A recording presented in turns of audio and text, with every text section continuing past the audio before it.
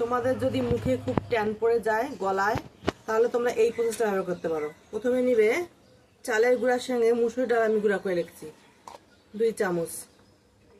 তারপরে নিবে হলুদ, একটু বেশি পরিমাণ নিবে কারণ ট্যান পড়ে গেছে তো। হলুদ 1/2 চামচ। এখন দিবে এখানে চিনি 1 চামচ।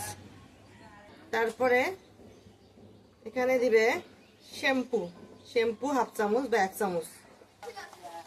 এখন এটা একটু পানি নিয়ে আসবো, পানি দিয়ে একটু পেস্ট করে মুখে, হাতে, গলায় 15 মিনিট রেখে আস্তে আস্তে ঘষে ঘষে ধুয়ে ফেলবে, সেই জোরে ঘষবে না।